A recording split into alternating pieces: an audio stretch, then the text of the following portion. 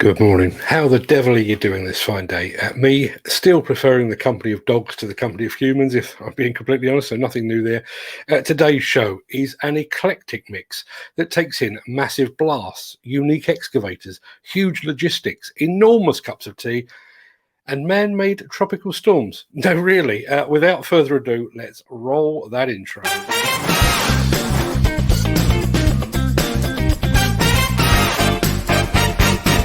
Welcome to the Breakfast Show. I'm your host, Mark Anthony. It's Wednesday, the 15th of September, and as that ever-present guy just said, welcome to the Breakfast Show. I am your host, Mark Anthony. In today's show, we look behind the scenes at the beating heart of a massive HS2 project. The official film of the recent Ferrybridge blast has dropped, and we've got it for you. Another Hyundai excavator is headed north, and this is the first of its kind in the UK. And addressing the industry's mental health problems, one cuppa at a time. We'll also be giving you a sneak peek at an exclusive video featuring a guy who believes that the solution to dust suppression during explosive demolition events is a man-made Category 5 hurricane on wheels. But more of that later. In the meantime, let's take a look to see who among the rich and the shameless will be celebrating their birthdays on this day of days. Happy birthday!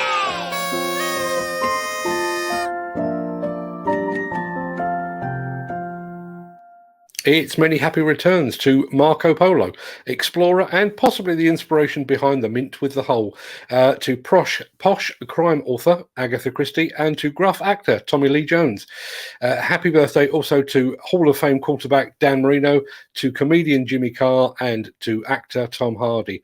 And finally, happy birthday to Henry Charles Albert David Windsor. That's Prince Harry to me and you, or the Ginger One, as he's now known at Buckingham Palace. Many happy returns to them, one and all.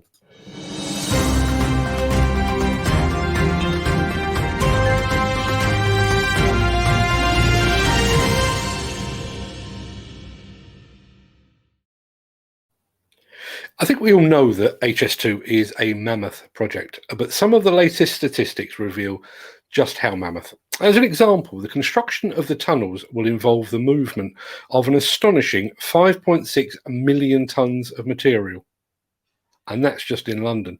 That material, together with around 100,000 precast tunnel segments, will all pass through a dedicated 30-acre facility in Willesden that is described as the beating heart of HS2. And appropriately, much of that material will arrive by rail, eliminating a potential 1 million lorry movements from UK roads and reinforcing HS2's environmental credentials. Now, HS2 has released a new film that takes us around that beating heart. So take a look at this.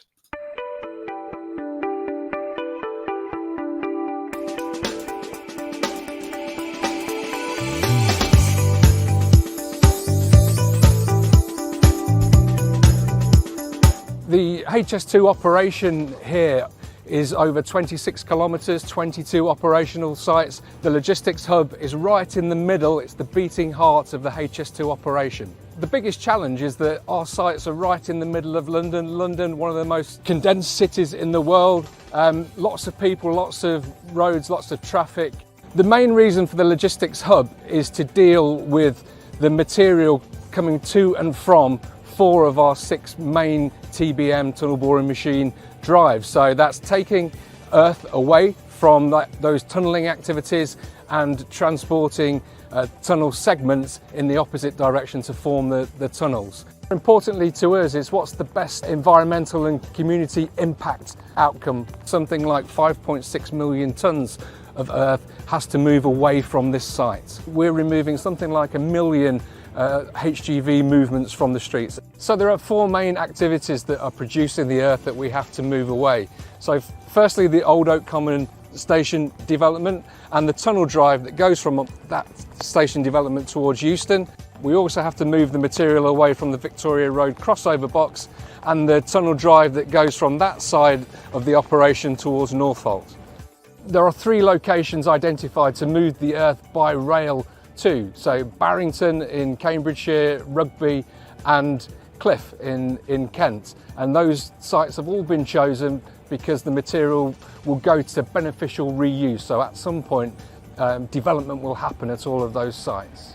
Coming into the terminal are tunnel segments, so they're made to locations identified to bring trains off tunnel segments. Those segments are transported and placed to form tunnel rings, and they will be the tunnels that the trains eventually will go through.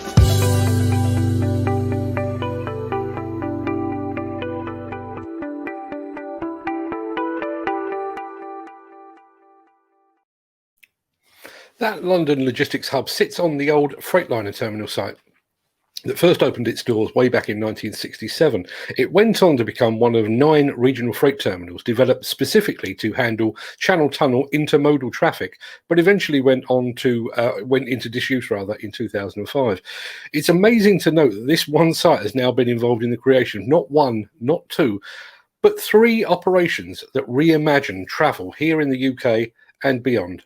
The Miller GT series heralds a new era of unrivaled power and cutting-edge intelligent cuppa technology, increasing job site safety, machine versatility, and productivity.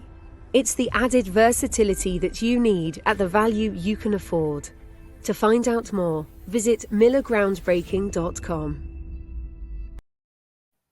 Cast your mind back to the 24th of August, and you might recall that we were the first to bring you the explosive demolition event at Ferrybridge Power Station.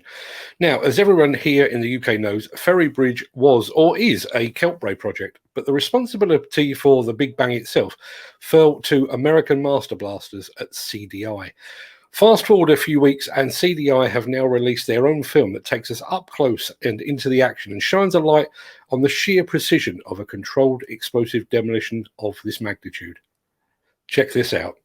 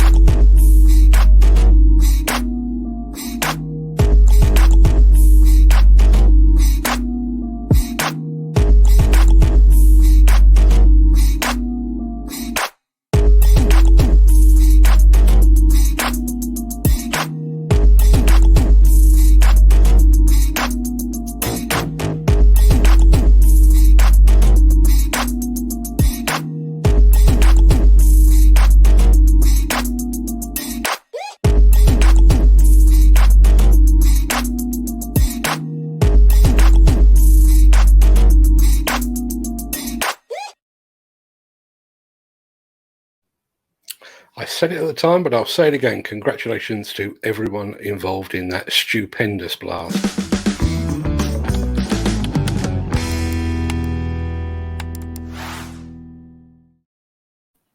Those fine folks up at Taylor and Braithwaite are clearly gunning for the Hyundai Sales Team of the Year award, if such a thing exists. The company is really pumping out the excavators at present, and on the receiving end this time is Darlington-based contractor C.G. Robinson.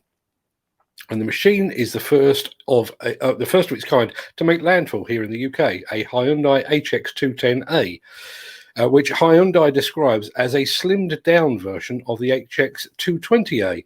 The HX210A is currently working on hire to a large residential development in Stockton-on-Tees. So congratulations to the team at CG Robinson on becoming the first in the UK to own a Hyundai HX210A, and congratulations to Ian Burton and the gang at Taylor and Braithwaite on yet another machine sold.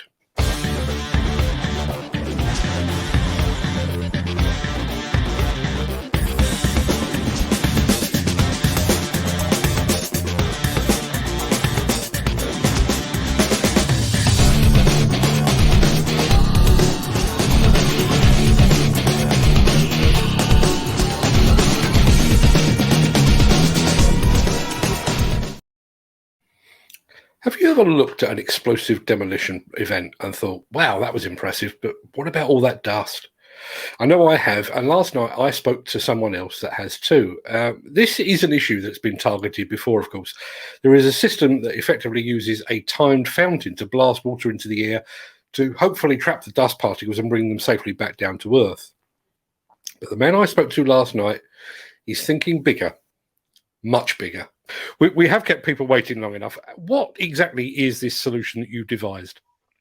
So the solution is called pyronemesis, and it is a patented method of taking water droplets and driving them terrific distances using a jet engine powered vehicle. So I'm using a logging skidder because both fires and death suppression incidents take place in areas that are, hard to access. So a logging skidder can get just about anywhere. And then we use jet engines to drive atomized water into the air to create essentially a Category 5 hurricane on wheels. And this allows us to deliver a tremendous amount of water to the air so that as you're dropping a coal tower, for instance, and you're generating all this silicate dust and other nasty chemicals, we can bind them and precipitate them within 20 seconds of a demolition. We can do an 80 to 100,000 gallon rainstorm right over the site and drop, all the things that you'd prefer not to breathe, and that other people, if they do breathe, will likely sue you. Yep, you heard that right. A man-made Category 5 hurricane on wheels. There is a longer version of that interview going through our editing process as we speak. So watch this space for that. That will either be today or first thing tomorrow. So keep watching this space. Sorry to interrupt the guy with the funny glasses, but if you're enjoying this video, please hit the like button as it helps our channel. Or better still, share this video with a friend or a colleague. Thank you. Right, back to Beardy.